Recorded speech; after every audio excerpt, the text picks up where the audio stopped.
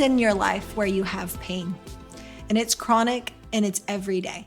I want you to know that we see you, that you're not alone and your pain matters. And there are solutions. So we have brought on Dr. Christian Nelson. He is a phenomenal chiropractor who has an alternative approach. So we want to get to the keys to help your body learn how to unlock and heal itself. When we understand the underlying components of your physiological and your psychological wellness, we can help put you back together so that you thrive. So I want to introduce our guest, who's a dear friend and makes me laugh. Thank you so much. Okay, so what is your approach and how is it different? And how can we give people hope today?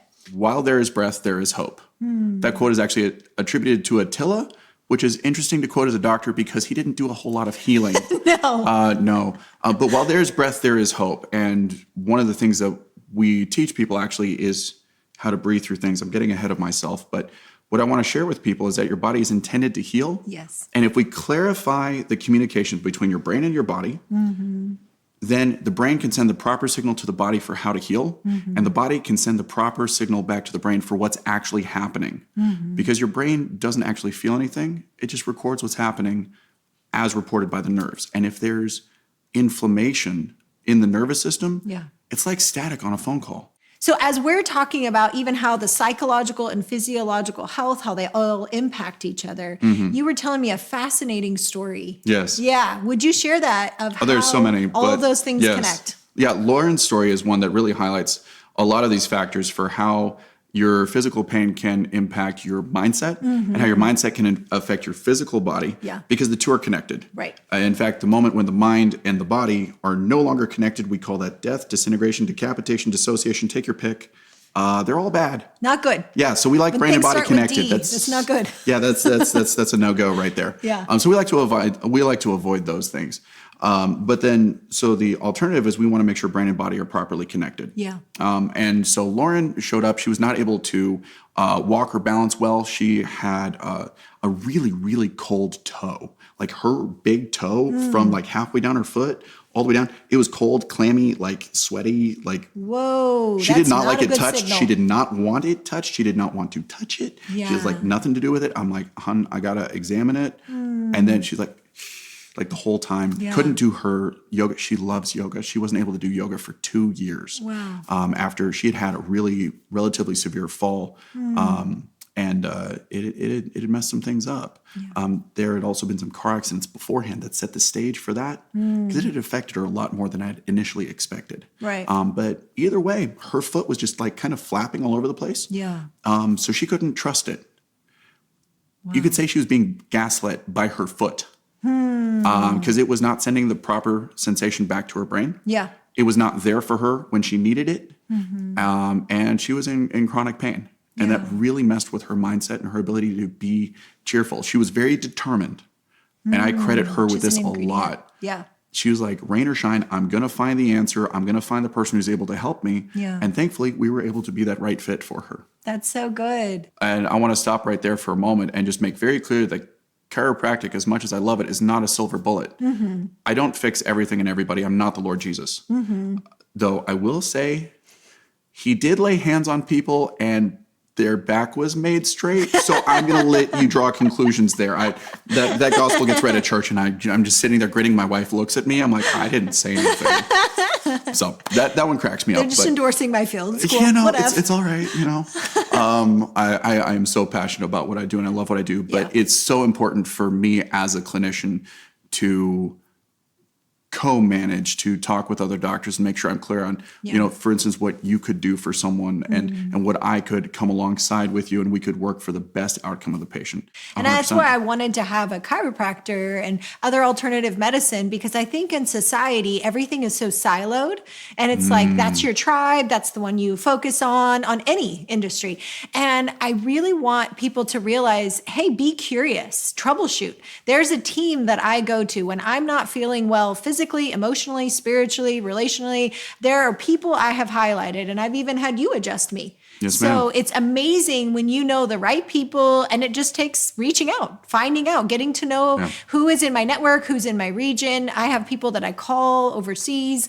There's just relationships you cultivate that our society is like, hey, this is the thing, whether it's medication or surgery, or there's kind of these rote things in society that's the one approach. Now, I'm not against medication and I'm not against surgery, right? Like I had my appendix taken out. That's a surgery. Praise God that they did that and got the toxins out. I take thyroid medication. I'm not against that, but I also want to stay curious because Hashimoto's is an autoimmune condition. And so the more that I did therapy and I healed my relationship with myself, I no longer have Hashimoto's.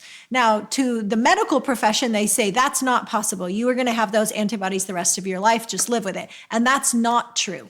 So I like to stay curious and to hear from others who are the experts. Sorry, that cracked me up so much. In I'm their trying field. Trying. He's trying to be the straight man. That people are here. God has blessed so many people with wisdom, discernment, understanding. And so we want to hear what happened to Lauren. Sure.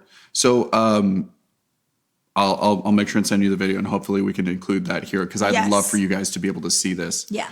But at her first visit, I was able to find out where a significant portion of the problem was, get her adjusted and treated, and she was able to regain a significant amount of feeling and blood flow to that toe. Wow. To where at the end of that treatment, I reached down and I said, hey, can you feel this? And I brushed the inside of her toe, which she had had a whole recoil response to and just a disgust response to. Sure. Which probably triggers all sorts of bells for you again. Yes, it does. Really did. And I brushed it and I was like, hey, can you feel that? And she's like, yeah. I was like, that's your big toe. She looks at me, she's like, no. Yeah. She's like, no. I'm like, yeah. No way. And she just sat there and up on her toes. She hadn't been able to stand tiptoe in 2.5 years. And she was able to just do that. And she's just sitting there just completely overwhelmed with the joy of it. It's so good. Yeah, she was in my office the other day and she was just like, Doc, she's like, you didn't just give me my foot back. You gave me my life back. Right. Absolutely. I can go walk. I can do yoga again. I can trust myself. I can go out. I can go shopping. I can spend time. I can go play with my son. I can go do these things that I wasn't able to do again. So good. The initial symptom of the coldness and the numbness and the tingling and all that uncomfortableness around the toe, that was the initial problem. But the way that it affected her whole life. Exactly. That was the main thing that she really wanted help with. Yeah. And so I believe everyone deserves to be listened to. And that's something that we start every patient encounter with. Okay. So you had said there are specific things unique as hallmarks to your practice. Yeah. Unpack those for us. Sure. So I think that the first one is being listened to. I think I was sharing this with you earlier. There's a quote by a Dr. Hickam that said, you're entitled to as many problems as you damn well please. And I think that's especially true in today's world where people will show up with maybe 4 or 5 or 6 different complaints. And the doctor says, yeah, but the form only has room for 3. So we're only addressing your top 3 and you're missing the bottom 3. And you're not getting all the puzzle pieces. You're trying to make the puzzle whole, but you only have half the pieces. How are you going to make that whole? Yeah. That doesn't make any sense to me. Yeah. So I want to listen, and if it takes a little while, so be it. So let me pause you because in a medical factory where we're turning people over rapidly, we hear people, but we're not hearing people. Right. And I think our deepest craving, and I was listening to a quote the other day, and they were saying that pain demands a witness. To be, when we have pain in our body, whether physiological, psychological, which actually they tend to overlap quite a bit. Oh, yes. That our physical body is mirroring our psychological pain. And so in that state, we have pain that we don't know how to acknowledge or express. Yes. I've even had physical pain that was tied to secrets, metaphorically, I was keeping from myself. Sure. Right? Like I did a workbook and I was like, oh, have I ever been verbally abused? No. And then I heard an inside voice in me go, yes, you were. And I was like, oh. And it dawned on me, I could tell you stories of verbal abuse, and I had never allowed myself to acknowledge and label that event. And it was tied to a lot of my digestive issues. So when things are not healed properly at a psychological, it's stored in your physical body. And so we want to now bring it into the light that there's so much overlap between our physical health, our psychological health, and we have to truly tell the story. It's part of why confess your story one to another, that you might be healed, that there's something that happens when you hear it and you feel and your mirror neurons register, you get it. And so I think that's something that I really applaud you, because I met with you and I could tell that you listened with intentionality and not like most doctors that are like, and they're like typing or like multitasking. But I think there's a depth of knowing, and that in of itself may even be curative. So I believe that's it is. valuable. I think there's a very famous, like stepping into the world of therapy.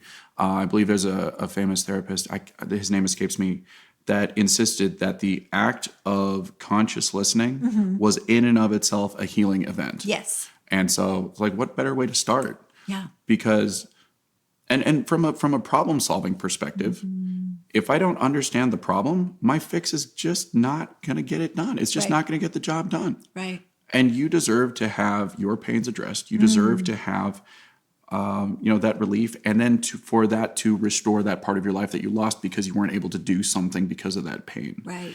That's, of course, the most important thing. Yeah. I care about what you care about, as I think a doctor should. And the other thing is, I want you to tell me what you feel. It's my job to make sense of what you feel to you. What doctor ever says that sentence? This is something I'm very passionate about. I don't think enough doctors do. Patients have come to me saying, you probably won't believe me, and this makes no sense whatsoever. I said, wait. Making sense of it and clarifying all of that, that's my job. I'm supposed to be diagnosing you. I'm supposed to help you take all of these confusing and distressing details and making heads or tails of it. Take the whole picture, and we actually do this. We have a whiteboard on the wall, and I'll draw it down. I'll say, here's your symptoms. Here's where this is connected. Here's how this connects to that. Here's how this emotion causes this organ to complain, which causes referred pain to over here. You should probably go talk with Dr. Crawford. And then over here, by the way, that knee that never got fixed after that car accident, you should probably go talk, with Dr. Jason over there. Yeah. And so just working in a team environment. I love that. And just be able to show them. And then they look at it, and at the end of it ask, does this look like what you feel like? And they might say no. He's not even doing it on me right now, but I'm like, wow, I could imagine that being very powerful. It's to even incredibly see powerful. Externally everything I felt crazy and all these symptoms that are just rattling around that everybody's like, oh, it's not that bad, or be encouraged. It's fine. It'll get better. Yep. Or I don't know, there is no solution. You're kind of screwed, live with it. And you don't have to have too many people tell you you're crazy. Yeah, you'll tell yourself. You'll tell yourself, I sound crazy. And to be honest, if you don't understand how the body develops in utero, you don't understand referred pain. And most doctors don't study how babies develop in utero, that miracle. They don't study it at all. And so they don't understand referred pain. So they treat where the pain is felt. But the problem could be somewhere else and could be referred down a different pathway, down a line of muscles, down a nerve. It could be from a joint. There are a number of different ways that could happen. Okay. And so my job and my service in that initial encounter with the patient is to take the whole mess of details and pain and anxiety and then do an exam after making sure the patient's heard and knows they've been heard and feels heard, right? Yeah. Then we can go on to, okay, now what are the objective things? Put those together, and then they always overlap. The patients are always blown away. At this point, I've lost my excitement for it a little bit because I'm like, well, yes, of course, it's all going to line up. It's all connected. It better. That's why we call it a body. It's all connected. If things were not connected, you'd be in the ER. That's what that's for. So, not a trauma care kind of location. You want them all still in the same body. Yeah, definitely. And they all impact each other. If they're not connected, please go get that taken care of somewhere else. That's not my office. Yes. But yeah, so that's one of the big ones. I like to dispel a lot of lies, a lot of beliefs that people have been told, almost always well-intentioned lies. For instance, my favorite is that stress will kill you. I resist that with every fiber of my being. Which is the opposite of what we're told. It is. You're told you're under too much stress, it's going to kill you. I disagree. Distress will kill you. Yes. But distress also comes in two different flavors. Boredom. When's the last time you're just laying there with nothing to do? How alive did you feel? Were you actually stressed? No. You were under stressed. Now, the last time you were trying to find your keys and you're late to get out the door, you're like, I know they're somewhere. How alive do you feel? Not very alive. You feel very, very stressed, and you're actually dying faster from a cellular perspective at that point. Yeah. So you want optimum stress. You want the middle way. So you can't heal in a state of distress. You want eustress, like euphoria, like feeling good and excited. Exactly. If stress kills you was true, people who exercised would die faster and be less vibrant and less healthy. That's obviously not true. People who cared for each other, therapists, doctors, would be the first to die. We'd be all dead. We'd all be dead. It's over. And that's obviously not true. Yeah. So distress kills you, not stress. And if you're distressed, you either have too much support or too little support, too much workload or too little workload. Wow, you just stepped into codependence. My 100%. psychologist brain is really try not to interrupt you. Yeah. Secondary gain is huge. Yeah. Yeah, that I am needed by you. Yeah, So there then are a lot of over different ways to be needed. We find that different emotions interact with different systems in the body. And when people come in to see us, we're able to very quickly and very accurately check either what emotion or what physical problem that they're dealing with. Sometimes it's both, because being a human is complicated sometimes. Yeah. Just that's a good tweet. A little bit. Yeah. Being human is complicated. And I think that's also one of the things I love to do for people, is just normalize the complicated. Yeah. I like that. Yeah. Okay, so I want to go back because you had said so many important things. And we had talked about how all the systems have to work together to create one whole body. Yes. And that's part of restoring self-cohesion. That's our model for psychotherapy, that we're streamlining your approach to emotional wellness. And we have a webinar on crawfordclinics.com. It's completely free, and it teaches you how to do an internal board meeting. So just like on the outside, you want that vertebrae to be in alignment and not pinching that spinal cord signal from the brain to the toe or the finger. Yep. You really, really, really need to find out, where are my unconscious blocks? Because I was thinking, we can be stressed psychologically, but we could also be unconsciously stressed and have no idea. So there's parts of me that I have worked on in the codependent space. So that's why when he said it, I was like, oh my gosh, I'm totally resonating. Because I am confident. I have good self-esteem. I know who I am. Like, I got you. And then I found out unconscious me that was regulating and making sure everybody liked me and performing and pleasing for everybody. I was living with chronic stress that was affecting my metabolism, and I had no idea, because your body holds on to weight when it's stressed. And so it's not using up your energy, it's conserving it and going, okay, let's distribute it to the high energy survival places in your body. And so people tend to have abdomen weight gain, because when there's too much cortisol or distress, your body can't heal itself, it can't digest, it can't function properly. So sometimes your chronic pain or your chronic stress may be unconscious. So that's why I wanted to highlight the webinar. crawfordclinics.com is completely free. And I want to point you back to, what are some of those symptoms and the places in the body that they're stored? What have you seen? Absolutely. So there are 6 zones of the body, 6 sets of body systems that we analyze. Okay. Zone 1 is in charge of all of your endocrine systems. So as far as your thyroid, your hormones, and if I had to sum those sets of emotions up, in general, it's all work and no play. Makes Jill a dull girl, or makes Jack a dull boy, right? And you find that with people that are overworked and aren't playing and aren't grounding, and they're not connecting, they're not taking time to de-stress. Well, the gas pedal is all the way down. So they're burning the candle at both ends. So you find a hyperthyroid. Or hypo. It'll go either way. If there are emojis that come out of people's heads, I have so many heart emojis right now. Yeah. A 6-foot-something tall guy just said the importance of play. Yes, absolutely. Bring it in. That Absolutely. makes me so happy. Oh, it's so hard for me, actually. It's incredibly difficult for me. As a guy, that's awesome. Well, I don't think it just even as a guy. I can't speak to other people's experience, really. But for me to just stop doing. Yes. Yes. For guys, a lot of times our sense of meaning is entirely tied to doing things, making things. My mom used to joke that I was a human doing and not a human being, because I would never hold still. Exactly. But I have to. Yeah. And so one of the things I do for my self-care is to get a cup of tea or a cup of coffee and sit down, get barefoot, and sit on a bench under a tree outside. And that's one of my best, easiest, low-cost suggestions for people. So there's like 6 good things you just described in that one activity. Can you unpack them for our audience? Oh man, how much time do we have? We're trying to stay short. It's breathing, really hard. Breathing deeply is just so huge. You're oxygenating your blood. You're also helping it get to smart brain. If you're feeling anxious and overwhelmed or even depressed, you need to do something to get the good oxygenated blood back to the prefrontal. So the deep breaths, key. Keep going. Deep breaths, you're going to ground, so you're going to be able to normalize electrical charge between yourself and the earth. Rubber soles, I believe, are probably one of the worst things to ever happen to humanity. Yep. I like wearing leather soles, or if you are wearing rubber soles, make sure you get barefoot often enough. Except if it's in a normal neighborhood, they have herbicides and pesticides. So guys, I did that and I actually got really toxic overload from the grass. Careful. So you can wear socks. Yes. For the record. So when talking about detox, we'll talk about that in zone 2. That'll be next. Yeah, because it's actually very, very important.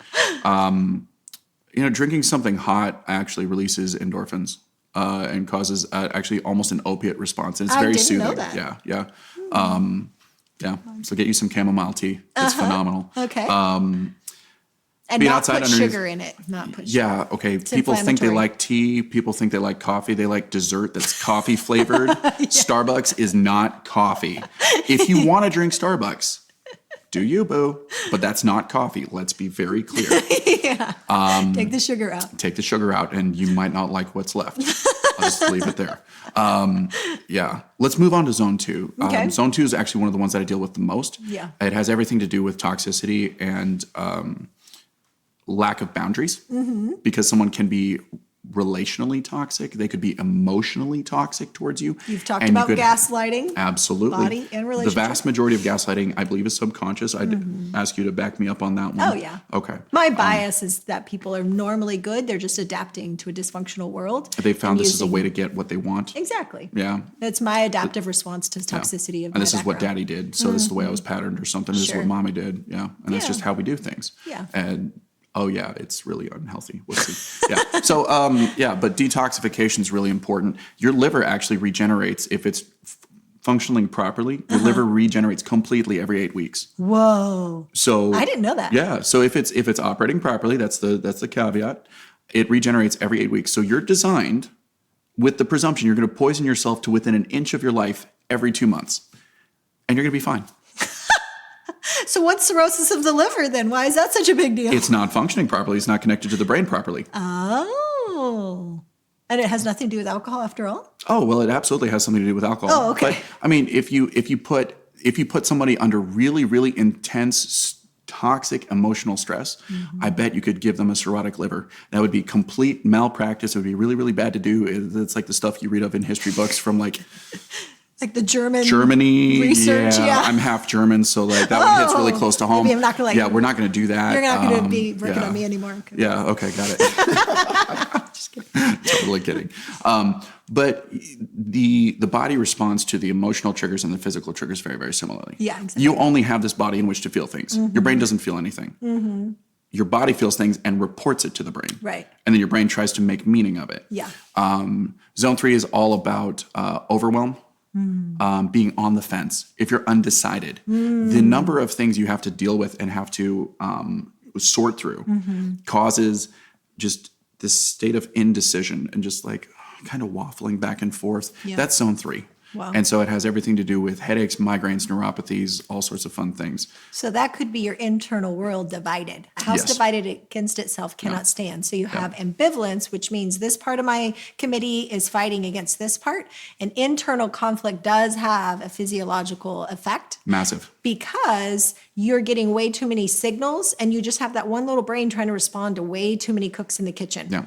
You basically have one input and 2 meanings. And so you're not able to take action either way. Yeah. And so you're just stuck in a divided state. It's really not a good place to be. Yeah. We find that patients who come in with some of the more severe cases present with zone 3 or zone 4. Zone 4 has everything to do with your digestive system, your ability to absorb nutrients, but it's also gets triggered when you're feeling feelings of anger, shame, hatred, resentment, self-hatred, self-resentment, or guilt. which nobody ever deals with. So No, super rare, actually. that's Yeah, it's super really rare. fantastic. Yeah. Slash, it's super unconscious because it's too threatening to deal with consciously. And so you have wonderful defense mechanisms, God bless them, that just take that until it can be dealt with later. Yep. The problem is energy doesn't actually die. There's no trash can. Your physical body now has to have that toxic energy that's still rattling around, which in psychology we call somatic symptoms. Yep. So our emotional energy trapped in the body turns into physical complaints. Yep. So when that happens, now we're like, I am getting a clue that I may need to address an internal board meeting to figure out who is divided in my committee. Yeah. If you went out and ate off a Chinese buffet and all of a sudden you have digestive upset, maybe it's a physical cause.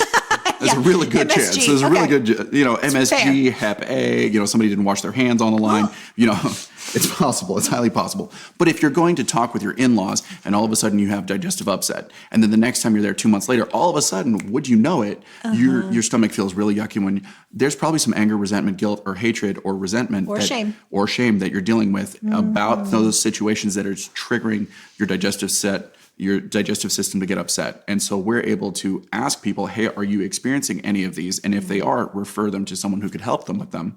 If they persist, sometimes addressing the physical problem allows the body to release those emotional symptoms. If they persist, then obviously they need professional help from somebody who has different letters after their name than mine. That's the team approach. CrawfordClinics.com. In case you were wondering.